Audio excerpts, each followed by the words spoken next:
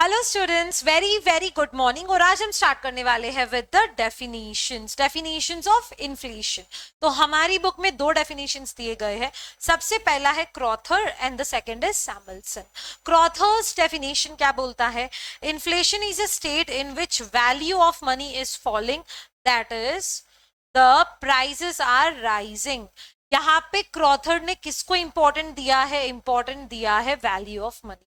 Importance किसको दिया है? Value of money. ये क्या कहते हैं? पैसे उतना ही है, money is same, but the value of money is falling. इसका क्या मतलब हो गया कि purchasing power is falling because of rise in price. Purchasing power of money is falling because of rise in price. For example, पिछले साल आप 100 rupees में 5 पेन्स खरीद सकते थे। अब इस साल आप 100 रुपीज में सिर्फ और सिर्फ 4 पेन ही खरीद पा रहे हो। तो जो 100 रुपीज है उसकी वैल्यू जो है वो क्या हो गई? वो फॉल हो गई। ठीक है। So Crowther's definition give importance to value of money and the Samuelson definition बोलता है inflation denotes a rise in general level of price. Samuelson focuses on general price level.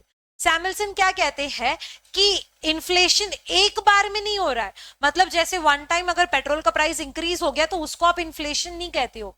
Inflation is a continuous process, मतलब धीरे धीरे हर एक चीज के prices बढ़ रहे हैं। तो इसको हम लोग जनरल इन्फ्लेशन कहते हैं।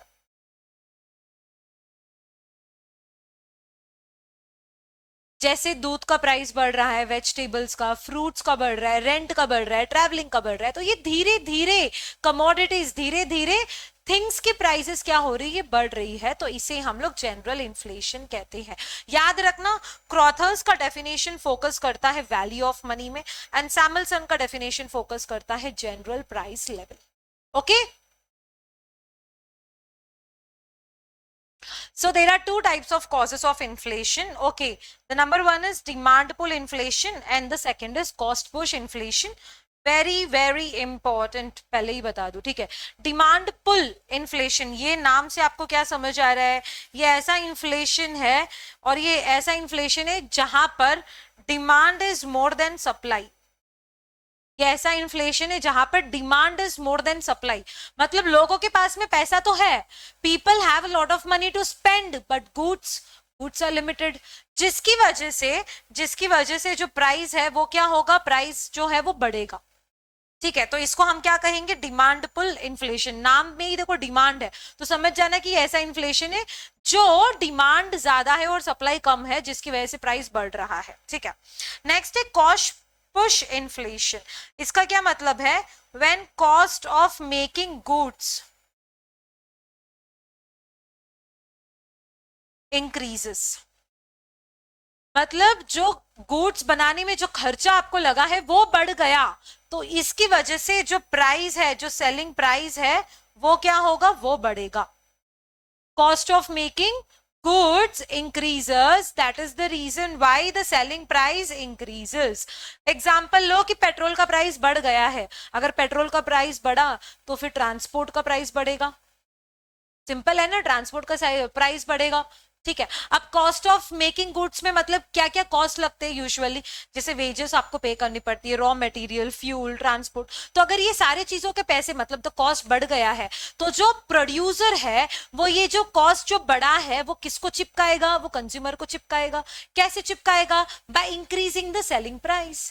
खत्म। इसको क्या कहते हैं? हम इसको कहते हैं कॉस्ट पुश इन्फ्लेशन। कॉस्ट देखो नाम में ही छुपा है, कॉस्ट मतलब कॉस्ट से रिलेटेड है, डिमांड मतलब डिमांड से रिलेटेड। इन्फ्लेशन के और भी कुछ रीजंस है, जैसे कि increase in public spending. Public spending मतलब ये हम बात कर रहे हैं गवर्नमेंट स्पेंडिंग की। मतलब गवर्नमेंट कितना पैसा स्पेंड कर रही है, जैसे रोड्स बना रही है, स्कूल्स बना रही है, हॉस्पिटल्स बना रही है, तो ज्यादा पैसा स्पेंड कर रही है। ठीक है। अब ज्यादा पैसा स्पेंड करेगी तो लोगों के पास में ज्यादा पैसा आएगा ना, क्योंकि उनको सैलरीज मिलेंगी। सीमेंट खरीद रही है या मशीन्स खरीद रही है गवर्नमेंट, तो लोगों के पास में ज्यादा पैसा आया। अब लोगों के पास में ज्यादा पैसा आएगा तो वो ज्यादा चीजें खरीदेंगे, जिससे डिमांड बढ़ेगी। अगर डिमांड बढ़ी लेकिन सप्लाई तो उतनी ही है, सप्लाई तो इंक्रीज नहीं हो रही है, सप्लाई इज लिमिटेड, तो उसकी वजह से क्या होगा? प्राइस राइज होगा।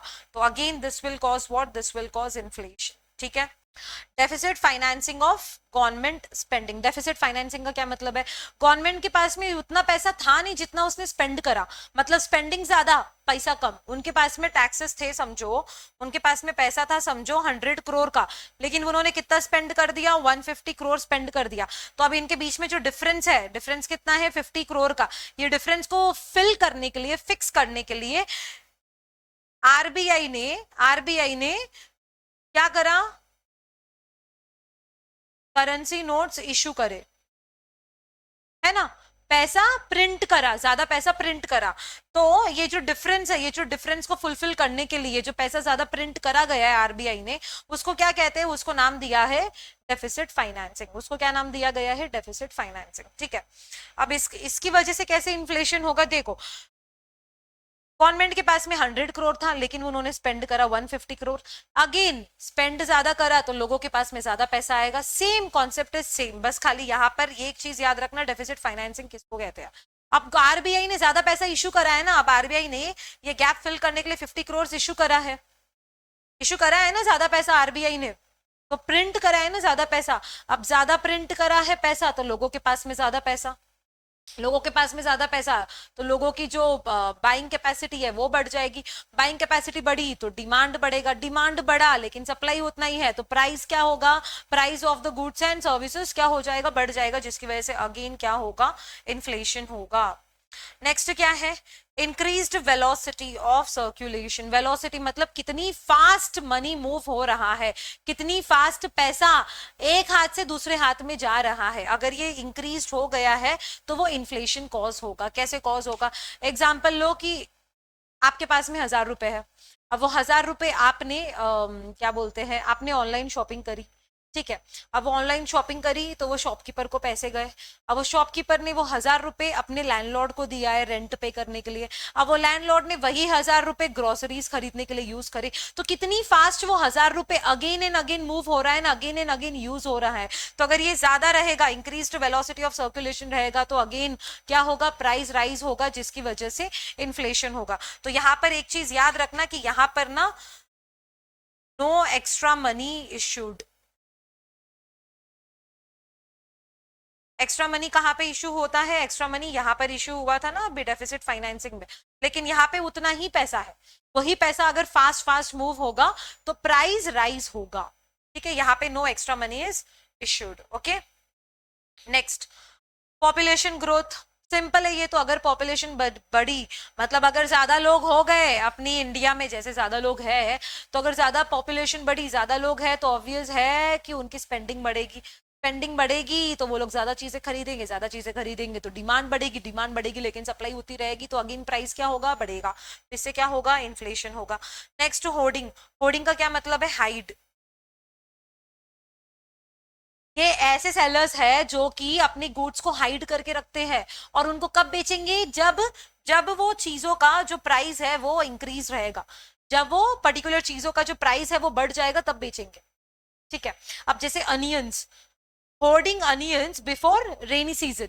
रेनी सीजन के पहले पहले ना अनियंस को होर्ड मतलब हाइड करके रखते हैं, जैसे ही उसका पैसा बढ़ा कि उसको मार्केट में लाएंगे, ठीक है। तो इसकी वजह से ऑब्वियस है प्राइस राइज। जैसे hoarding sometimes create artificial demand. Hoardings की वजह से देखो, लोगों के पास में पैसा है, लेकिन जब सप्लाई सप्लाई करने के लिए आप जब हाइड करके रख रहे हो तो यहाँ पे क्या हो रहा है? आर्टिफिशियल डिमांड क्रिएट हो रहा है, ठीक है। तो वो फिर से हाइड करे हुए सामान को आप फिर से मार्केट में कब लाओगे? मार्केट में कब लाओगे? जब उनका प्राइस बढ़ा है। तो इससे क्या हो जाएगा? इससे higher prices and inflation create होगा। This will reduce supply, increase demand and result in what? Higher prices. Next है जेन्यून शॉर्टेज। यहाँ पे आर्टिफिशियल की नहीं, जेन्यून शॉर्टेज की बात कर रहे हैं, मतलब प्रोडक्शन ही कम हुआ है। जैसे if the factors of production, जैसे कि रॉ मटेरियल्स ले लो, मशीन्स ले लो, ठीक है, are short in supply, then production will be affected. अगर कम ही प्रोडक्शन हुआ है, जेन्यून रीजन है, जैसे कि वेजेस का अपने पास में लेबर्स कम थे, मशीन्स अपने पास में नहीं थी, रॉ मटेरियल्स अपने पास में जितने होने चाहिए थे उतने नहीं थे, तो जिसकी वजह से प्रोडक्शन कम हुआ है, तो ऑब्वियस है सप्लाई विल बी, सप्लाई अगर कम है देन डिमांड ज्यादा है, तो प्राइस क्या होगा? अगेन प्राइस राइज होगा। Demand is more than supply, और सप्लाई का जो रीजन है दैट इज जेन्यून, मतलब जेन्यून में ही फैक्टर्स ऑफ प्रोडक्शन, जो प्रोडक्शन कॉस्ट, जो प्रोडक्शन के लिए जो लगता है वही कम है, प्रोडक्शन ही कम हो रहा है, सप्लाई कम हो रही है, तो सप्लाई कम है तो ऑब्वियस है कि डिमांड बढ़ेगा, डिमांड बढ़ा तो प्राइस बढ़ना ही है। नेक्स्ट एक्सपोर्ट्स, एक्सपोर्ट्स मतलब अगर इंडिया, अब इंडिया एक्सपोर्ट करती है चीजें, अब जैसे इंडिया ने ज्यादा शुगर एक्सपोर्ट करा है, ठीक है, तो इंडिया ने एक्सपोर्ट शुगर करा है, लेकिन जो इंडिया में जो लोग है, इंडिया के मार्केट में तो शुगर कम है, ठीक है। अब क्या बोल रहा हूं, when total production is insufficient to meet both domestic and export demand, exports can reduce local supply, this create excess demand in the domestic और लीड टू इन्फ्लेशन। इंडिया ने अगर ज्यादा शुगर एक्सपोर्ट करा है तो इंडिया मार्केट में कम sugar रह गया है, तो क्या हो गया, जिसकी वजह से सप्लाई जो है वो क्या हो गई, सप्लाई ऑफ शुगर हो गई कम। अगर सप्लाई कम है, डिमांड ज्यादा है, तो अगेन प्राइसेस क्या होगा, प्राइस बढ़ेगा, तो इससे क्या होगा, इन्फ्लेशन होगा, ठीक है। नेक्स्ट है ट्रेड यूनियंस, ट्रेड यूनियंस मतलब अब कोई भी फैक्ट्री का एग्जांपल ले लो, अगर कोई भी फैक्ट्री ने वेजेस बढ़ा दी, वेजेस बढ़ा दी, तो वर्कर्स के पास में क्या हो गया, ज्यादा पैसे आ गए, ज्यादा पैसे आ गए, more spending, more buying, more buying, demand is more but supply is less, again price will rise, this will lead to what, this will lead to inflation. Next tax reduction, अगर कोई भी गुड्स में tax reduce कर दिया गया है तो पैसा तो बचेगा लोगों के पास, अब पैसा लोगों के पास बचा तो that will result in what, more spending, आप स्पेंड ज्यादा करोगे, डिमांड ज्यादा बढ़ेगी, लेकिन supply is less, again supply less है, प्राइस बढ़ेगा, इन्फ्लेशन होगा। Next, imposition of indirect taxes, देखो यहाँ पे हम लोग बात कर रहे हैं कॉस्ट पुश इन्फ्लेशन की। इम्पोजिशन ऑफ इनडायरेक्ट टैक्सेस, अब जैसे एसी बनाया है, अब एसी बनाए तो एसी बनाने बनाने के बाद में जो टैक्स लगा है that is indirect tax, indirect tax भी ना एसी में ऐड होके रखा है, ठीक है। अब जीएसटी लग रहा है एसी पे, तो ऑब्वियस है कि इसको जो कॉस्ट लगा बनाने में, एसी बनाने में जो कॉस्ट लगा दैट विल इंक्लूड टैक्सेस। अब टैक्सेस इंक्लूड हो रहा है, टैक्सेस इंक्लूड हो रहा है, तो सप्लाई में जो कॉस्ट है वो भी इंक्रीज होगा, जिसकी वजह से जो सेलिंग प्राइस है, दिख रहा है क्या आपको, ये जो सेलिंग प्राइस है, रुको मैं अच्छे से लिख,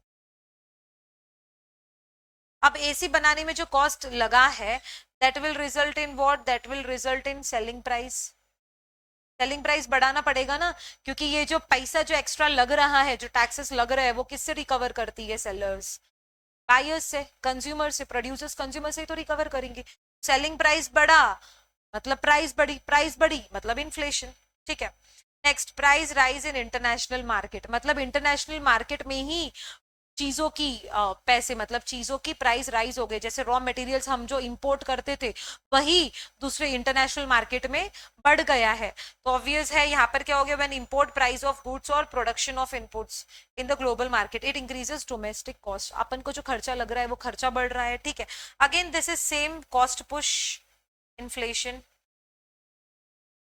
बस यहाँ पे ना इंपोर्ट्स के बारे में हम बात कर रहे हैं, ठीक है, इंपोर्ट्स के बारे में हम बात कर रहे हैं, ठीक है। हम जो चीजें इंपोर्ट करते हैं, एग्जांपल क्रूड ऑयल का ले लो, इंडिया क्रूड ऑयल इंपोर्ट करती है, अब क्रूड ऑयल इंपोर्ट करने में ही खर्चा ज्यादा है, मतलब पैसा बढ़ गया है, तो ऑब्वियस है जो हम लोग पेट्रोल और बनाएंगे, तो हम पेट्रोल और बनाएंगे उसका पैसा राइज होगा ना, उसका प्राइस बढ़ेगा, this will cost what, this will cost inflation. Again non economic reasons, मतलब ये ऐसे रीजंस है जो सिर्फ और सिर्फ भगवान को ही पता है, जैसे कि नेचुरल डिजास्टर, अगर फ्लड आ गया है तो जो क्रॉप्स, जो खेती जो कर रहे थे, एग्रीकल्चर प्रोडक्ट्स जो है उसका तो नुकसान हो गया, ठीक है। अब सप्लाई अच्छे से हुई नहीं है, जो गेहूं थे, जो राइस थे, वो अच्छे से ग्रो नहीं हुए, क्रॉप्स अच्छे से ग्रो नहीं हुए, तो यहाँ पे नॉन इकोनॉमिक रीजन मतलब फ्लड्स की वजह से जो प्रोडक्शन है वो सही से नहीं हुआ, तो प्रोडक्शन नहीं हुआ है तो प्रोडक्शन कम है, सप्लाई कम है, तो ऑब्वियस है कि क्या होगा, ठीक है। So this will result in inflation, ठीक है। There are going to be three functions of money, three functions of money, सबसे पहला हो जाता है primary function, second is secondary function and the third is contingent functions, ठीक है।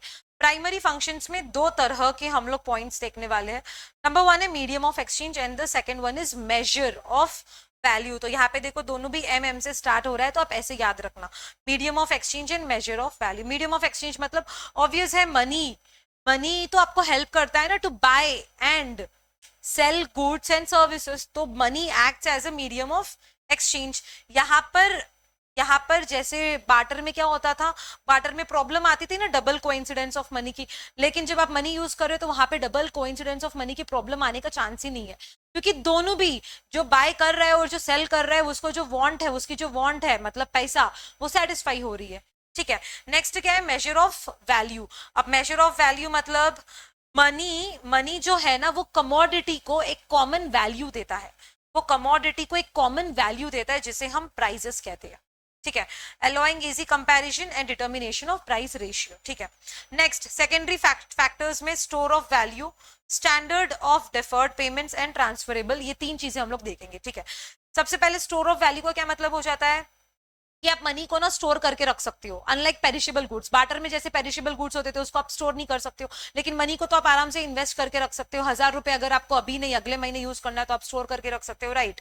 Next, standard of deferred payment, इसका क्या मतलब हो गया, क्रेडिट बेसिस ट्रांजेक्शन, मतलब बाय नाउ पे लेटर वाला सेम कॉन्सेप्ट जो अभी हमने देखकर आया है हमने पिछले लेक्चर में। ठीक है, नेक्स्ट ट्रांसफरेबिलिटी, मतलब आप इजीली मनी को एक दूसरे के साथ में ट्रांसफर कर सकते हो ना, from one person to another person at any time any place anywhere, right. तो इजी ट्रांसफरेबिलिटी, ये सेकेंडरी फंक्शंस में है।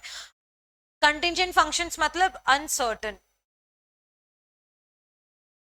अनसर्टन, ऐसा हो सकता है, अनसर्टन है। ठीक है, सबसे पहला क्या है, measurements and distribution of national income, मतलब टोटल अमाउंट, टोटल इनकम जितनी भी डिस्ट्रीब्यूट हो रही है उसमें भी हेल्प करता है मनी। जैसे मनी, अब अपन मनी कैसे बोलते हैं अपन लोग, अब जैसे पूरा साल भर में कितना पैसा है, कितना जीडीपी है, ग्रॉस डोमेस्टिक प्रोडक्ट कितना है, अगर हम वो बोलेंगे तो हम उसको मनी में ही बोलते हैं ना। जैसे 300 लाख करोड़, तो ये सब कुछ क्या है, मनी में ही आप इसको एक्सप्रेस कर रहे हो, मेजर कर रहे हो। ठीक है, national income is measured by adding money value of all the goods and, आप नेशनल इनकम कैसे मेजर करते हो, with the help of GDP, मतलब ग्रॉस डोमेस्टिक प्रोडक्शन, प्रोडक्ट से। ठीक है, it's also distributed two factors of production through monetary payments, आप factors of production को भी डिस्ट्रीब्यूट करते हैं, कैसे करते हो, मॉनिटरी पेमेंट्स ही करते हो ना, पैसा ही तो आप देते हो, पैसा मतलब फियाट मनी, जो अपन लोगों ने जो पढ़कर आई थी उसके बारे में हम लोग बात कर रहे हैं। Next, money equalises marginal utility and productivity, अब कंज्यूमर स्पेंड कर रहा है पैसा तो ऑब्वियस है उसको क्या चाहिए, उसको मैक्सिमम सेटिस्फैक्शन चाहिए। अब फर्म पैसा पे कर रहा है तो उसको क्या चाहिए, फैक्टर्स ऑफ प्रोडक्शन से उसको क्या चाहिए, मैक्सिमम प्रॉफिट्स चाहिए। नेक्स्ट, बेसिस ऑफ क्रेडिट, अब बैंक, अगर आपने पैसा डिपॉजिट करा है बैंक में तो बैंक वो डिपॉजिटेड मनी यूज करेगा टू क्रिएट क्रेडिट, क्योंकि वो डिपॉजिटेड मनी को ही तो बैंक लेंड करेगा, जिससे वो मनी क्या करेगा, क्रेडिट करेगा।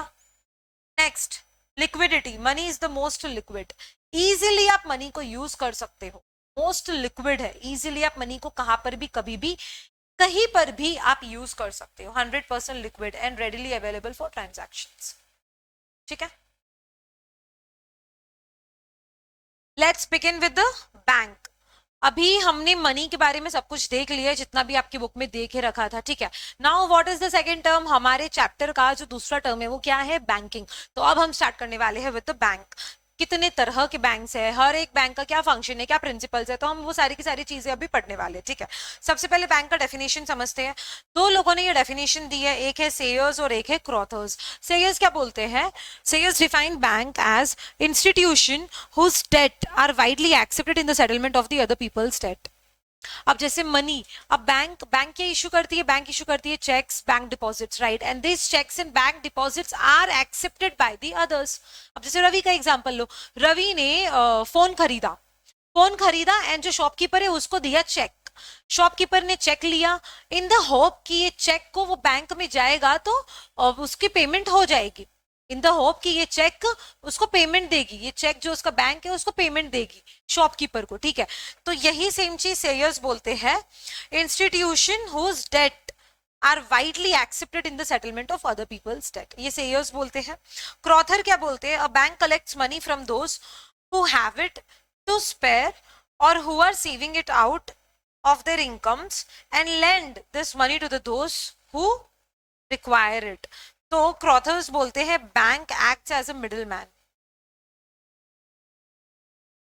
जिसके पास में एक्स्ट्रा मनी है वहां से डिपॉजिट्स लेंगे, जिसके पास में एक्स्ट्रा मनी है वो जाके बैंक में डिपॉजिट ही करेगा, और बैंक वो डिपॉजिट को यूज करेगी जिसको पैसों की जरूरत है, वो लेंड करेगी, उससे ही तो मनी क्रिएट होगा ना, उससे ही तो बैंक क्रिएट करती है पैसा, उससे ही तो बनाती है ना बैंक्स, जब वो लेंड करती है, जब वो लोन्स पे देती है। ठीक है, next is essentials of banking system. Banking system में ये 4 एसेंशियल्स है, इंपॉर्टेंट है, डायरेक्ट एमसीक्यू में क्वेश्चन आ सकता है, याद रखना। सबसे पहला क्या है, एडिक्वेट लिक्विडिटी। इसका क्या मतलब है कि बैंक के पास में ना इनफ कैश होनी चाहिए, इनफ कैश होनी चाहिए, रेडी मनी होना चाहिए। इनफ कैश मतलब इनफ कैश होनी चाहिए, इसका क्या मतलब है, इनफ कैश होना चाहिए मतलब ऐसा नहीं करना चाहिए कि बैंक बस खाली दूसरों को लोन पे लोन देता जा रहा है सबका पैसा। बैंक को विड्रॉ करने के लिए लोग, ऑब्वियस है कि लाखों लोग बैंक जाके विड्रॉ करते हैं, तो हर एक बैंक के पास में इनफ कैश होना चाहिए, क्योंकि आफ्टर ऑल ये जो पैसा है बैंक में, ये लोगों का ही तो पैसा है, और जब लोगों को अब खुद का पैसा उनको जब जरूरत है तभी नहीं मिल पा रहा है, तो फिर लोग क्यों कोई बैंक पे ट्रस्ट करेंगे। ठीक है, तो यहाँ पे इंपॉर्टेंट क्या पॉइंट हो जाता है, adequate liquidity. Second is expansion of banks. Banks हर एक मतलब every part of a country में होना चाहिए, स्पेशली जो रूरल एरियाज, जो अंडर डेवलप्ड एरियाज है, तो उससे क्या होगा, जो फार्मर्स है अपने, जो एकदम छोटे मोटे ट्रेडर्स, स्मॉल ट्रेडर्स जो है, विलेजेस जो है, ये सबको ना लोन एक्सेस हो पाएगा, एक्सेस टू लोन मिल जाएगा ना, अगर बैंक से, तो वहां से लोन ले पाएंगे, सेविंग्स कर पाएंगे। ठीक है, तो ये एक हो जाता है सेकंड एसेंशियल फीचर। थर्ड क्या है, investment and loan policy. Bank ना, देखो यहाँ पे कह रहा है bank needs a balanced investment policy to maintain liquidity and profitability. Bank ना, बैंक इंश्योर करना चाहिए बैंक कि जब भी वो लोन दे रहा है ना उसको प्रॉफिट हो रहा है। Bank should ensure whenever bank is giving loan, bank should get what, bank should get profit plus plus उसकी जो डेली नीड्स है, डेली नीड्स मतलब रेडी कैश होना चाहिए, लिक्विडिटी होनी चाहिए। ठीक है, उसकी जो डेली नीड्स है ना वो भी फुलफिल होनी चाहिए, प्रॉफिट के साथ साथ जो डेली नीड्स है वो भी फुलफिल होनी चाहिए, ताकि लोग को भरोसा रहे बैंक पे कि भाई उनको उनको जब भी पैसों की जरूरत है बैंक उन्हें प्रोवाइड कर रही है। ठीक है, नेक्स्ट क्या है, poor loans and investment are subject to losses and liquidity. जो रिस्की लोन्स होते हैं, जो रिस्की लोन्स मतलब ऐसे तरह के लोन्स जो कि कभी भी रीपेड नहीं होते, जो कि कभी भी रिपेड नहीं होते, चूना लगा के भाग जाते हैं बहुत सारे कस्टमर्स बैंक्स को, समझ रहे हो, चूना लगा के भाग जाते हैं बहुत सारे कस्टमर्स बैंक, तो बैंक को ना ऐसे लोगों से भी बच के रहना है। नेक्स्ट है, prudent banker carefully manages loan to ensure earning safety and solvency. Next क्या है, ह्यूमन फैक्टर। देखो मैं सिर्फ बैंक के बारे में नहीं बता रही हूँ, कोई भी बिजनेस, अगर आप कोई बिजनेस कर रहे हो या फिर आपके आसपास जो भी बिजनेस है, ठीक है, तो वहां पे ध्यान से देखो कि वो जो बिजनेस अगर सक्सेसफुल है ना, that not only depends on the machines या फिर टेक्नोलॉजी या फिर रूल्स, ये रूल्स मशीन्स टेक्नोलॉजी पे डिपेंड नहीं होती है बिजनेस की सक्सेस। बिजनेस की सक्सेस कहाँ पे डिपेंड होती है, डिपेंड होती है ह्यूमन फैक्टर्स, जो लोग वहां पे काम कर रहे हैं, स्टाफ कैसा काम कर रहा है, स्टाफ की स्किल्स पे, ऑनेस्टी पे, वो कैसा काम कर रहा है, तो ये सारी चीजों पे कोई भी बिजनेस का सक्सेस डिपेंड होता है। ठीक है, यहाँ पर तो सिर्फ बैंक के उसमें दिया है, लेकिन मैंने ओवरऑल आपको समझा दिया। ठीक है, functions of commercial bank. Commercial bank के क्या क्या फंक्शंस है, हम लोग धीरे धीरे सेंट्रल बैंक के भी क्या क्या फंक्शंस है सब कुछ देखेंगे, तो पहले कमर्शियल बैंक्स के बारे में देखेंगे। देखो आजकल के जो बैंक्स है ना, they are modern commercial banks, मतलब वो सिर्फ एक एक ही काम नहीं करते, जो पैसा जो पब्लिक का है खाली बस उसको सेफ रखना ही काम नहीं है, लेकिन वो और भी बहुत सारे काम करती है। आजकल की बैंक्स एकदम मल्टीटास्किंग बैंक्स हो गई है, इसीलिए इसको एक और नाम दिया गया है, that is departmental store banks. याद रखना, डिपार्टमेंटल स्टोर बैंक्स। अब इसके फंक्शंस क्या क्या है, देखो सबसे पहला क्या है, acceptance of deposits. Bank deposits accept करती है पब्लिक से एंड पब्लिक को इंटरेस्ट देती है, right. Bank accepts deposits from people and give interest to people. तो 4 तरह के डिपॉजिट्स है। सबसे पहला है करंट डिपॉजिट्स। करंट डिपॉजिट्स जो बिजनेसेस है, पब्लिक अथॉरिटीज है, जो बड़ी बड़ी कंपनीज है, वो लोग अपना पैसा करंट डिपॉजिट में अपना पैसा करंट डिपॉजिट में रखते हैं। क्यों रखते हैं, क्योंकि करंट डिपॉजिट में ना अनलिमिटेड विड्रॉवल्स है, मतलब विड्रॉवल्स पे कोई भी लिमिट नहीं है। स्पेशली जो बिजनेसेस होते हैं ना, वो उनको डेली ट्रांजैक्शन के लिए बहुत सारा पैसा चाहिए होता है। जो ट्रेडर्स होते हैं उनको सप्लायर्स को पैसा करना पड़ता है, राइट। तो इसीलिए जो बैंक्स और होते, इसीलिए जो बिजनेसेस, जो कंपनीज और होती है, वो अपना पैसा करंट डिपॉजिट में, करंट अकाउंट में ओपन करवाती, करंट अकाउंट ओपन करवाती है और करंट अकाउंट में डिपॉजिट करवाती है, क्योंकि यहाँ पे अनलिमिटेड विड्रॉवल्स है, मतलब कितनी भी बार विड्रॉवल्स कर सकते हैं। नेक्स्ट क्या है, सेविंग्स डिपॉजिट। सेविंग्स डिपॉजिट तो आपको पता ही है, ये जो salaried employ, small business, lower middle income groups जो है, जैसे अपने जैसे लोग अपन लोग क्या करते हैं, सेविंग्स अकाउंट ओपन करवाते, सेविंग्स में डिपॉजिट करवाते, राइट। एंड यहाँ पर जो इंटरेस्ट है वो एकदम लो रहता है, सबसे लो इंटरेस्ट रहता है, अराउंड 4% पर एनम, ठीक है। और यहाँ पे ना विड्रॉवल्स पे लिमिट होती है,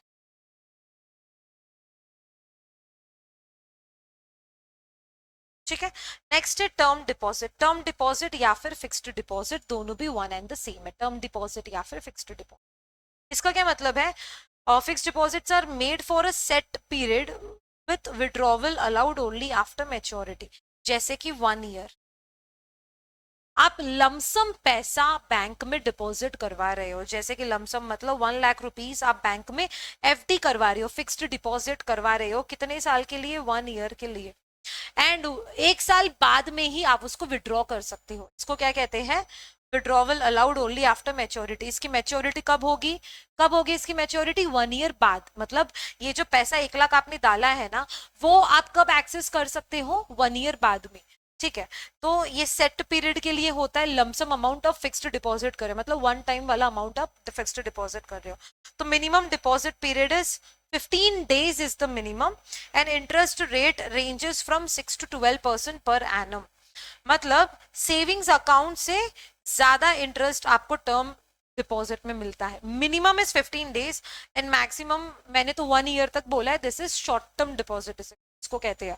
1 ईयर के बाद में अगर आपको करना है डिपॉजिट, जैसे कि अप टू 3 years करना है आपको, तो वो लॉन्ग टर्म डिपॉजिट हो जाता है, लॉन्ग टर्म फिक्स्ड डिपॉजिट, ठीक है। नेक्स्ट है रिकरिंग या फिर क्यूमुलेटिव डिपॉजिट। ये एक फिक्स्ड डिपॉजिट का टाइप है, फिक्स्ड डिपॉजिट है लेकिन टाइप है। इसमें क्या होता है ना, आपको हर महीने एक फिक्स्ड अमाउंट आप डिपॉजिट करवा रहे हो बैंक में, जैसे कि हर महीने आप 2000 रुपीज बैंक में एफडी करवा रहे हो, मतलब फिक्स्ड एफडी मतलब फिक्स्ड डिपॉजिट कर रहे हो बैंक में, हर महीने कर रहे हो।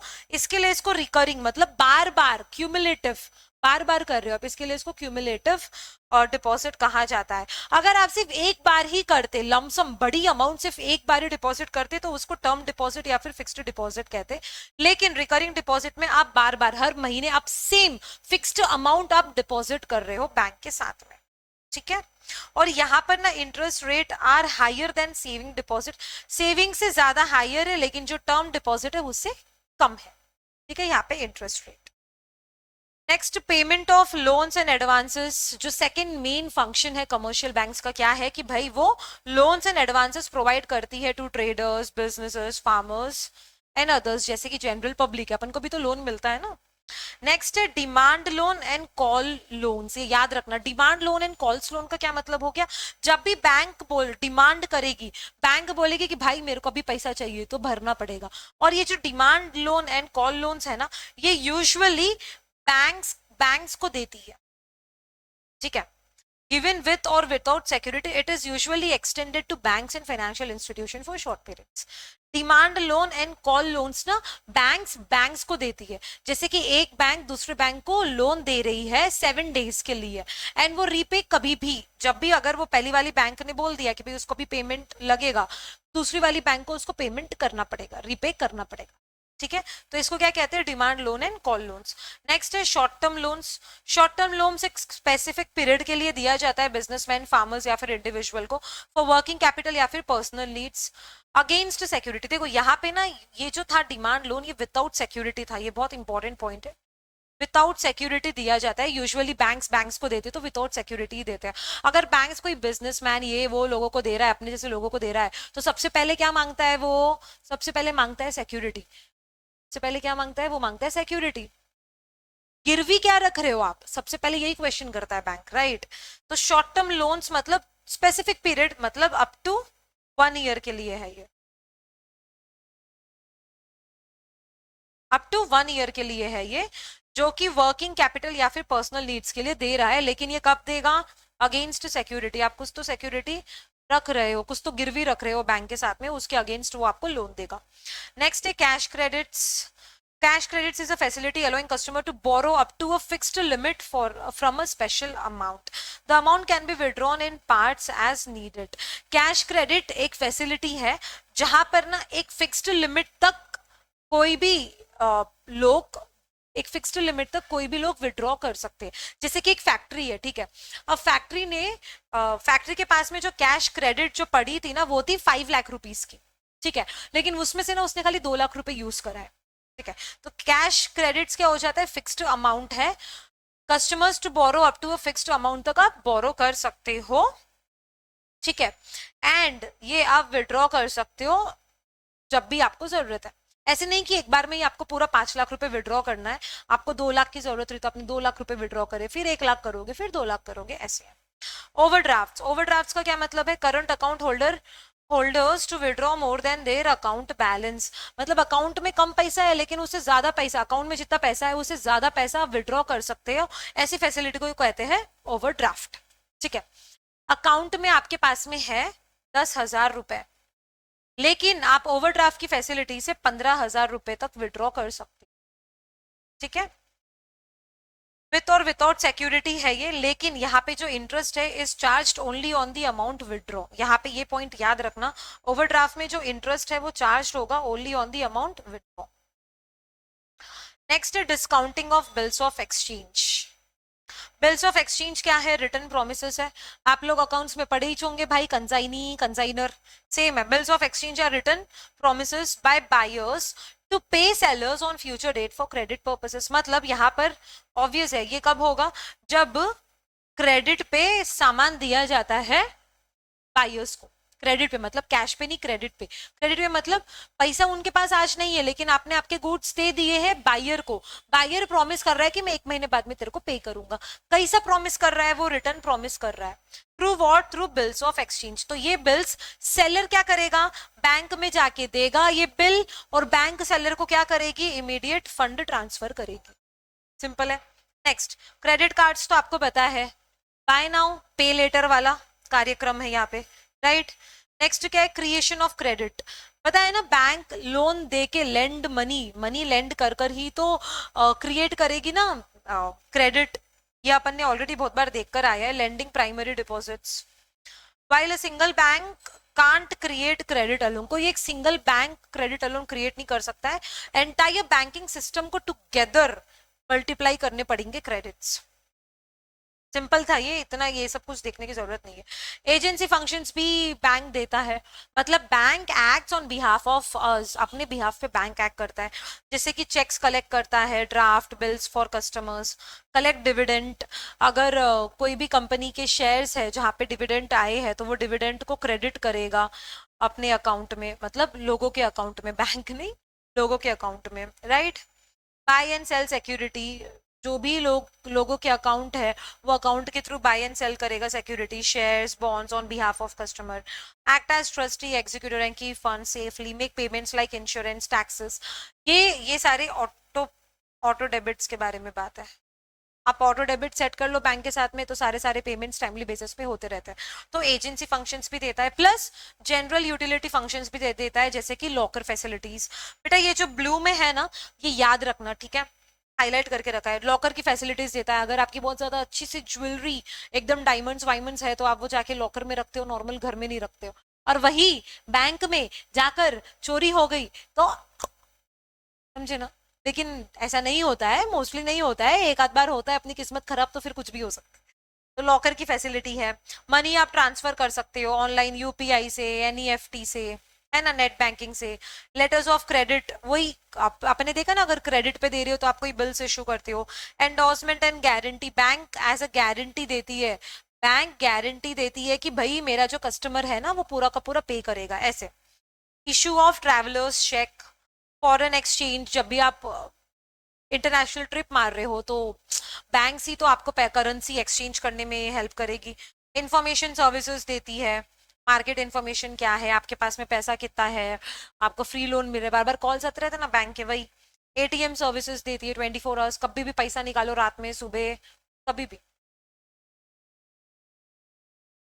कुछ प्रिंसिपल्स भी है कमर्शियल बैंक के, ऑलमोस्ट अभी हमने देख तो लिया है प्रिंसिपल्स, फंक्शंस के बेसिस पे हमने देख लिया था कुछ कुछ पॉइंट्स, तो कुछ और पॉइंट्स है एज ऑफ प्रिंसिपल्स बताया गया है कमर्शियल बैंक्स के लिए। सबसे पहला लिक्विडिटी ऑलरेडी हमने देखा, प्रॉफिटेबिलिटी देखा, सॉल्वेंसी, सॉल्वेंसी का क्या मतलब है कि भाई bank should be able to repay the debts, समझ रहे, मतलब बैंक के पास में ज्यादा एसेट्स होने चाहिए, जो लाइबिलिटीज है वो कम होनी चाहिए, ठीक है। सेफ्टी, मतलब कॉशियस इन इन्वेस्टमेंट, क्योंकि ये डिपॉजिट ऑब्वियस पब्लिक का पैसा है और बैंक किसी और को पब्लिक का पैसा लेंड करती है, लोन पे देती है, तो यहाँ पे बैंक बहुत ज्यादा कॉशियस होना चाहिए, देखना चाहिए कि वो सही कस्टमर को पैसा लेंड कर रहा है या फिर नहीं कर रहा है। कलेक्शंस ऑफ सेविंग्स, जो नॉर्मल लोगों के पास में, जैसे अपने पास में जो पैसा रहता है, आइडियल मनी जो अपन लोग गिल्ले में या फिर अपने सेफ में रखे हैं, तिजोरी विजोरी में जो नॉर्मल पैसा अपन ने रखा है, यही पैसा हम बैंक में डिपॉजिट करेंगे तो क्या मिलेगा, इंटरेस्ट मिलेगा, राइट। तो यहाँ पे कलेक्शंस ऑफ सेविंग्स कहा गया है। लोन्स एंड इन्वेस्टमेंट पॉलिसीज देखा हमने। इकोनॉमी मतलब अननेसेसरी एक्सपेंडिचर्स को अवॉइड करती है, जैसे कि स्टाफ का कॉस्ट कम, ये सारी चीजें, ताकि वो प्रॉफिट्स मैक्सिमाइज कर सके। Services, a better service brings greater reputation for the bank, service पर ही तो पूरा बैंक का खेल है। अगर सर्विस अच्छी नहीं रही तो ऑब्वियस इतने सारे बैंक्स है, कोई हर एक लोग मतलब शिफ्ट होना स्टार्ट कर लेंगे, राइट, दूसरी बैंक पे। सीक्रेसी, सीक्रेसी मतलब कॉन्फिडेंशियलिटी, बैंक्स कस्टमर के बैंक अकाउंट मतलब कस्टमर का प्राइवेट डेटा से डील करती है बैंक्स, तो यहाँ पर कॉन्फिडेंशियलिटी का कॉन्फिडेंशियलिटी मेंटेन करके रखना है। लीगली, लीगैलिटी का यहाँ पे खेल है, ऐसे ही बैंक अपने डिटेल्स किसी और को नहीं दे सकती है, ठीक है। Authorise, restricted to authorise individuals only, जो जो इंडिविजुअल्स का बैंक अकाउंट है बस उसी को उसके डिटेल्स पता होनी चाहिए, ये सारे भी चीजें बैंक को ध्यान में रखना है, राइट। नेक्स्ट मॉडर्नाइजेशन, जैसे साइंस एंड टेक्नोलॉजी में modern services, online banking, credit cards, आजकल हर एक बैंक की अपनी अपनी ऐप है, बस वो डाउनलोड करो, वहां से अगर आप चाहो तो ट्रांसफर कर लो, तो बहुत मॉडर्नाइजेशन आ गया, अपनी अपनी बैंक से ऑनलाइन पेमेंट्स हो जाती है, सब कुछ हो जाता है ऑनलाइन। स्पेशलाइजेशन, स्पेशलाइजेशन मतलब बैंक्स भी अपना जो काम है उसको डिवाइड करती है, जैसे कि अलग अलग डिपार्टमेंट्स बना दिए, फॉरेन एक्सचेंज का एक डिपार्टमेंट है, कस्टमर की सर्विस सॉल्व करने का एक डिपार्टमेंट है, डिपॉजिट्स का एक डिपार्टमेंट है, विड्रॉवल्स का एक अलग डिपार्टमेंट है, ये सब कुछ। लोकेशन, बैंक कहाँ पे ओपन करती है अपने ब्रांचेस, जहां पर बहुत सारे लोग हैं, पब्लिक ज्यादा है, right. Next relation, they always try to maintain a good relations with their client, obvious bank के पास में पैसा अपना जा रहा है तो बैंक रिलेशन तो बहुत अच्छा ही मेंटेन करना चाहिए। नेक्स्ट है पब्लिसिटी, अब बैंक थोड़ी बहुत एडवर्टीजमेंट, बैनर्स वैनर्स के बेसिस पे एडवर्टीजमेंट करनी चाहिए ना, बताना चाहिए कि भाई हमारी बैंक ये सर्विसेज प्रोवाइड कर रही है, to attract more customers and ताकि उनका जो प्रॉफिट है वो इंक्रीज हो सके, ठीक है। बहुत ज्यादा इंपॉर्टेंट टॉपिक है, क्या है वो टॉपिक, बैंक रेट पॉलिसी। देखो जैसे हमें लोन की जरूरत पड़ती है तो हम बैंक के पास जाते हैं, अब वैसे ही बैंक को भी तो लोन की जरूरत पड़ती है, तो बैंक किसके पास जाएगी, बैंक जाएगी अपनी पप्पा वाली बैंक के पास, तो पप्पा वाली बैंक कौन है, पप्पा वाली बैंक है सेंट्रल बैंक, तो अपने यहाँ पे सेंट्रल बैंक का नाम क्या है, आरबीआई, समझ रहे। जैसे हमें लोन की जरूरत पड़ती है, पैसों की जरूरत पड़ती है, तो वैसे ही कमर्शियल बैंक्स को भी तो जरूरत पड़ती है पैसों की, तो वो कहाँ पे जाएंगे, सेंट्रल बैंक के पास, सेंट्रल बैंक कौन है, आरबीआई, ठीक है। अब आरबीआई कमर्शियल बैंक को पैसा देगा, कमर्शियल बैंक को पैसा देगा, तो आरबीआई तो चार्ज करेगा ना, कमर्शियल बैंक को पैसा देगा तो इंटरेस्ट लगाएगा, जो आरबीआई इंटरेस्ट लगाएगा उस इंटरेस्ट को नाम है बैंक रेट, जो आरबीआई जो इंटरेस्ट पे पैसा देने वाला है कमर्शियल बैंक्स को, उसका नाम क्या है, बैंक रेट। क्लियर है फंडा, ठीक है। अब यहाँ पर ना ये सारे जो भी पॉइंट्स दिए हैं ना, ये आप एक बार खुद से रीड आउट करो, मैं आपको बताती हूँ इसके शॉर्ट में, मैं आपको बताती हूँ इसको शॉर्ट में, ठीक है। वो आप खुद से एक बार रीड आउट कर लेना अपनी बुक में क्या दिया है, वही सेम चीज मैं आपको यहाँ पे समझाती हूँ एज अ टेबल, ठीक है। सबसे पहला सिनेरियो देखो, सिनेरियो क्या है, बैंक रेट इंक्रीजेस, मतलब अगर बैंक रेट इंक्रीज हो गया, आरबीआई जो चार्ज कर लगा रही है अगर वो इंक्रीज हो गया तो उससे क्या क्या होगा, commercial bank charges higher interest rate, example higher loan rates from home loans. अब अगर आरबीआई ने इंटरेस्ट रेट बढ़ाया तो कमर्शियल बैंक्स इंटरेस्ट रेट बढ़ाएगी अपना भी। अब ये जो बढ़ाया इंटरेस्ट रेट है ये कौन भरता है, हम जैसे लोग, समझे। आरबीआई ने कमर्शियल बैंक को दिया लोन, उसके लिए आरबीआई ने बढ़ाया अपना इंटरेस्ट रेट, जैसे पहले 6% था अब उन्होंने 7% कर दिया है, ठीक है। अब कमर्शियल बैंक जो हम जैसे लोगों को लोन देती है तो समझो पहले पहले 8% चार्ज करती थी, अब वो बढ़ा दी 9%। क्यों बढ़ा दी, क्यों बढ़ा दी इंटरेस्ट, क्यों इंटरेस्ट रेट बढ़ा दी, क्योंकि आरबीआई ने बैंक रेट बढ़ाया। तो इसका जो डिफरेंस है, इसका जो डिफरेंस है उसको कहते हैं प्रॉफिट मार्जिन, उसको कहते हैं प्रॉफिट मार्जिन। अब अगर आरबीआई ने इंटरेस्ट रेट बढ़ाया तो कमर्शियल बैंक भी इंटरेस्ट रेट बढ़ाएगी, और ये जो इंटरेस्ट रेट जो बढ़ाया है वो किससे वसूल करने वाली है, हम जैसे लोगों से, ठीक है। सेम अगर इसको ऑपोजिट हुआ, बैंक रेट डिक्रीज हुआ तो कमर्शियल बैंक क्या करेगी, अपने इंटरेस्ट रेट्स को कम कर देगी, चीपर होम लोन्स मिलेंगे, बिजनेस लोन्स मिलेंगे, जिससे बहुत ज्यादा बोरोइंग्स होगी, बहुत ज्यादा लोग जिनको लोन की रिक्वायरमेंट भी नहीं है वो लोग भी लोन लेना स्टार्ट कर देंगे। Reason being decrease in the loan rate, interest rate. Next क्या है, weak credit demand, lower bank rate might not lead to more loans, people businesses don't borrow if they don't need to। अगर week credit demand है, credit demand अच्छा खासा नहीं है, ठीक है, तो लोअर बैंक रेट भी आपको लोन दिलाने में, लोन अट्रैक्ट मतलब ज्यादा लोन, मोर लोन ऑफर करने में कुछ भी फायदा नहीं करेगा, समझ रहे।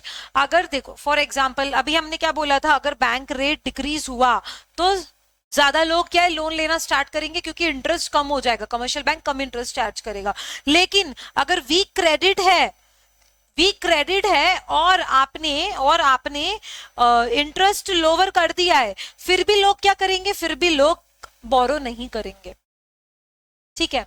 इसका रीजन कुछ भी हो सकता है। अगर आप बैंक का एग्जांपल ले लो, अब बैंक को कोई दूसरे सोर्सेस से चीपर इंटरेस्ट में लोन मिल रहा है तो वो आरबीआई के पास क्यों जाएंगे, समझ रहे हो। तो आप एग्जांपल कुछ भी लो लेकिन याद रखना वीक क्रेडिट नोट भी अट्रैक्ट नहीं कर सकता है।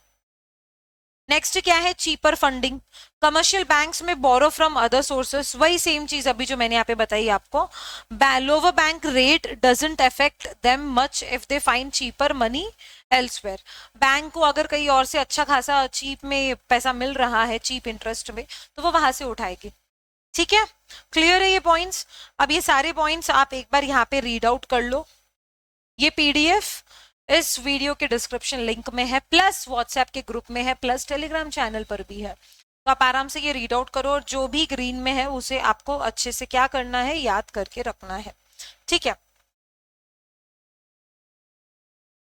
Commercial banks and central banks, commercial banks and central banks, देखो कमर्शियल बैंक क्या है, इज अ फाइनेंशियल इंटरमीडियरी। इसका क्या मतलब है, commercial bank acts as a middle man, acts as a middle man, जहां पर जो लोगों के पास में एक्स्ट्रा मनी है जिसे हम सरप्लस यूनिट्स कहते हैं, ऐसे लोगों से एक्स्ट्रा मनी लेती है, और जो लोगों को पैसों की जरूरत है जिसे हम डेफिसिट यूनिट कहते हैं, उन्हें लोन के बेसिस पे लेंड करती है, ठीक है। इसे कहते हैं कमर्शियल बैंक। अपने आसपास मतलब अपना जो रेगुलर बैंक है वो क्या है, वो कमर्शियल बैंक ही तो है, जो डायरेक्टली पब्लिक से डील करता है, आप मैं हम जैसे लोगों से जो डायरेक्टली डील करता है। क्या करते हैं, वहां पर आप जाके डिपॉजिट करते हो, आपके पास में कुछ सरप्लस मनी, एक्स्ट्रा मनी, आप जाके डिपॉजिट करते हो। बैंक क्या करती है, वही सरप्लस मनी को लेंड करती है, जो लोगों को पैसों की जरूरत है उनको लेंड करती है लोन के बेसिस पे, राइट। लेकिन सेंट्रल बैंक क्या है, central bank is the apex of banking system. Apex मतलब मेन बैंक है वो सेंट्रल बैंक पब्लिक से डायरेक्टली डील नहीं करती, लेकिन सेंट्रल बैंक सारे बैंक्स को रेगुलेट और सुपरवाइज करती है। सेंट्रल बैंक पप्पा है जो छोटे छोटे छोटे छोटे बच्चों को क्या करती है, रेगुलेट और सुपरवाइज। बच्चों को मतलब छोटे छोटे बैंक्स को, छोटे छोटे बैंक्स मतलब कमर्शियल बैंक्स को, ठीक है। अब अपने इंडिया में सेंट्रल बैंक क्या है, रिजर्व बैंक ऑफ इंडिया। कब एस्टैब्लिश हुआ था, 1935, मतलब ब्रिटिश रूल में ये एस्टैब्लिश हुआ था। तो पहले ये प्राइवेटली ओन्ड था, लेकिन 1949 में नेशनलाइज्ड हो गया। 1949 में गवर्नमेंट बॉडी हो गई है।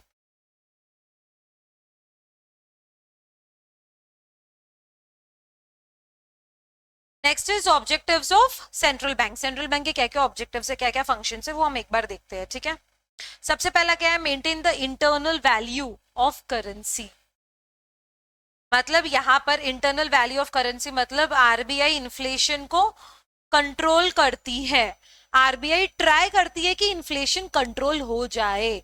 इसका क्या मतलब है कि अपनी कंट्री में internal value of the currency मतलब इंटरनल वैल्यू मतलब अपनी कंट्री में जो वैल्यू ऑफ मनी है वो इजीली फॉल ना करे।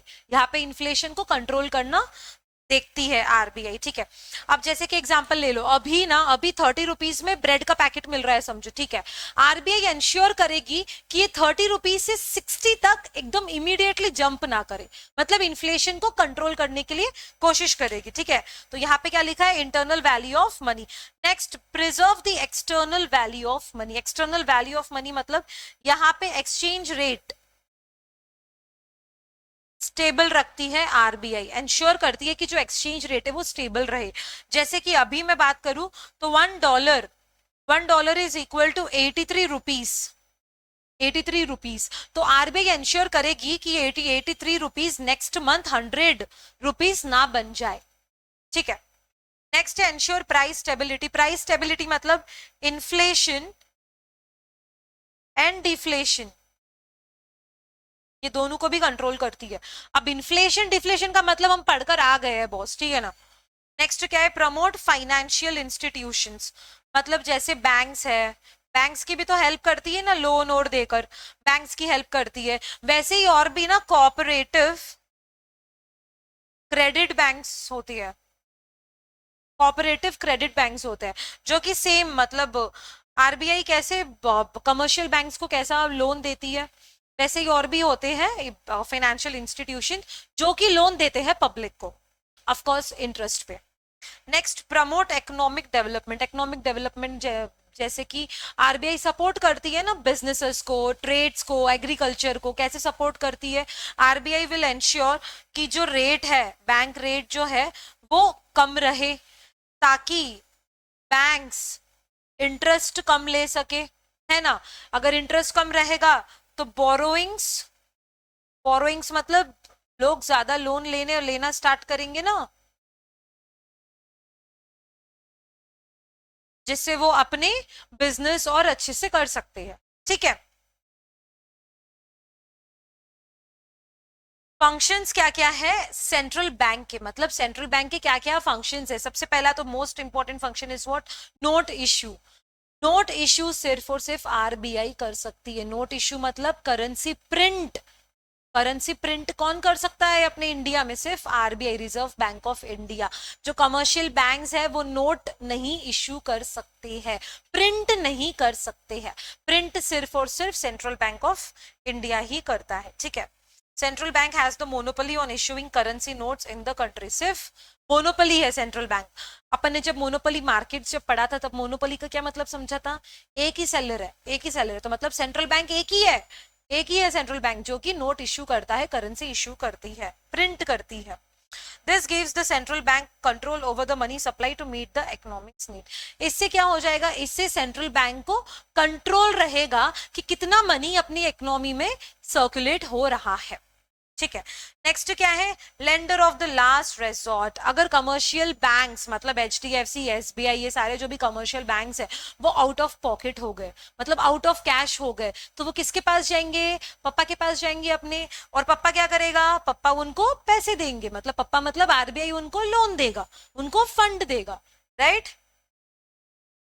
नेक्स्ट क्या है, बैंकर्स बैंक। बैंकर्स बैंक क्यों कहते हैं इसको, requiring commercial bank to maintain minimum. Bankers bank क्यों कहते हैं इसको, क्योंकि सेंट्रल बैंक कमर्शियल बैंक को क्या करता है, सुपरवाइज करता है। क्या करता है, सुपरवाइज करता है। कमर्शियल बैंक को कहता है कि कुछ पोर्शन आपको कैश में रखना है, आपको कैश रिजर्व्स इतना, जितना आरबीआई ने बता दिया कि भाई आपको इतना कैश पोर्शन रखना है तो आपकी बैंक में रखना ही रखना है। Next, lender of the last resort, helping banks overcome liquidity issue. अगर कैश नहीं है तो आरबीआई आ जाता है लेंडर ऑफ लास्ट रेजॉर्ट बन के। Acting as a clearing house for inter bank settlements. अगर एसबीआई ने लोन दिया है एचडीएफसी को, तो एसबीआई और एचडीएफसी के बीच में जो ये पेमेंट का जो सेटलमेंट आ जाएगा, वो सेटलमेंट करने के लिए RBI will act as what, will act as clearing house. ठीक है। Next, banker to the government. Government को तो सेंट्रल बैंक ही है ना, central bank serves as a banker, agent and financial advisor to the government. याद रखना, very very important. जैसे कि गवर्नमेंट के अकाउंट्स, फंड्स हैंडल करती है, receiving money, making payments on behalf of the government, providing ways and means, advances to the government, loan देना, public debt manage करना, foreign exchange transactions अच्छे से देखना, acting as the government's agent with international financial institutions जैसे कि IMF, world bank, इनके साथ में भी क्या चल रहा है क्या नहीं चल रहा है वो सारी सारी चीजों को मैनेज करना, offering advice on financial matters. तो बैंकर्स टू द गवर्नमेंट भी है, गवर्नमेंट का जितना भी लेना देना है बैंक से वो सेंट्रल बैंक ही देखती। ठीक है। कंट्रोलर ऑफ क्रेडिट, इसका क्या मतलब है, लोन। लोन को भी तो सेंट्रल बैंक ही कंट्रोल करता है।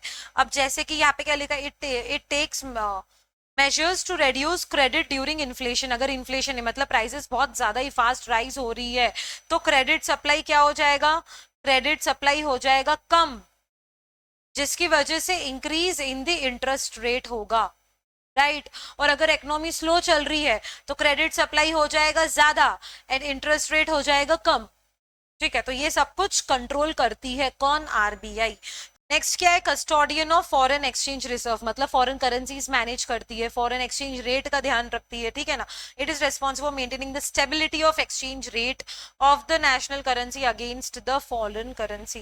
नेशनल करेंसी मतलब अपनी क्या है, अपनी रुपीज अगर बहुत ज्यादा फास्ट फॉल कर रही है तो आरबीआई क्या करेगी, आरबीआई अपने रिजर्व्स में से यूएस डॉलर्स को सेल कर देगी, यूएस डॉलर को सेल कर देगी, जिससे स्टेबिलिटी इन रेट मेंटेन रहेगा। ठीक है। मैं ना एक बार फुल स्क्रीन करती हूँ एंड मैं ना आपको नोट्स लिखवाती हूँ। ठीक है। I want you people to write this notes with me क्योंकि ये बहुत बहुत बहुत ज्यादा इंपॉर्टेंट है। Function, explanation and examples. ठीक है। जैसे कि फर्स्ट वाला फंक्शन क्या था, नोट इशू। ये कौन करता है, सिर्फ आरबीआई ही प्रिंट करती है नोट्स, ऑल करेंसी। अब जैसे कि 100 रुपीज का नोट्स ले लो, नोट ले लो। ठीक है। अब नेक्स्ट सेकंड वाला क्या था, lender of last resort, helps banks in emergency.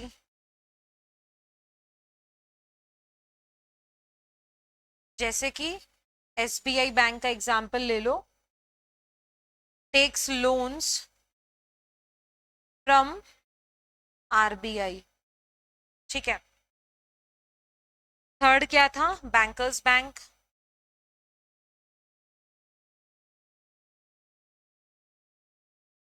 मतलब सुपरवाइज करता है यहाँ पर, सुपरवाइज ऑल बैंक्स।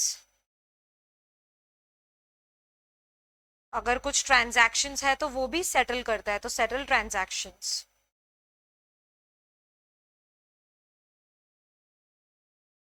ओके। तो यहाँ पे एग्जाम्पल में आप क्या लिखोगे, एग्जाम्पल में लिखना कि ये RBI acts as a middle man. Okay. And next, next क्या था अपना, बैंकर टू गवर्नमेंट,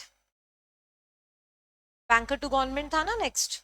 यहाँ पे क्या है, गवर्नमेंट का जितना भी पैसा है, गवर्नमेंट्स मनी, लोन्स, ये सारी चीजों को मैनेज करता है। कौन? आरबीआई करता है। अब जैसे कि आरबीआई अब मैनेज मतलब देखो, आरबीआई पेज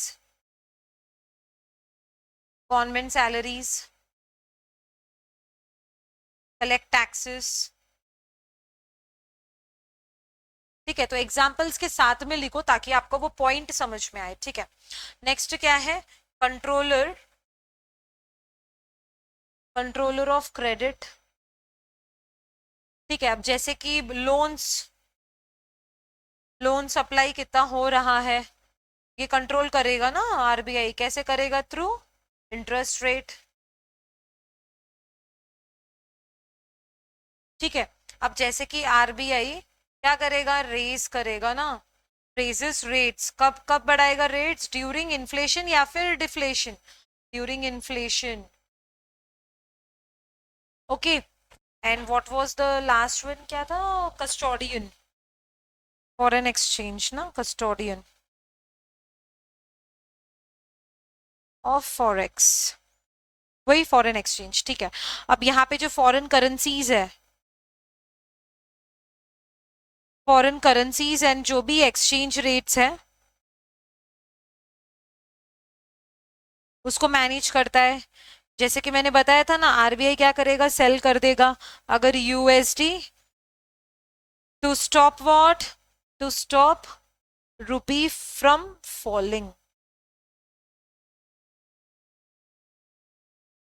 ठीक है, तो ये आई होप कि आपने मेरे साथ साथ लिखा है, समरी नोट्स है, आपको ज्यादा काम में आ जाएंगे। ठीक है, next, distinguish between central bank and commercial bank. Central bank और कमर्शियल बैंक के बीच में क्या क्या डिफरेंसेस है ये हम कल के लेक्चर में स्टार्ट करेंगे। ठीक है, तो अभी के लिए टाटा bye bye, and I am hoping कि आपने थर्ड चैप्टर स्टार्ट कर दिया होगा, क्योंकि मैंने ऑलमोस्ट 30 से 40% ऑफ थर्ड चैप्टर अभी तक पढ़ा दिया है। ठीक है, तो थर्ड चैप्टर के सारे लेक्चर्स देखिए, अच्छे से देखिए, and then just wait for my next lecture. टाटा बाय बाय।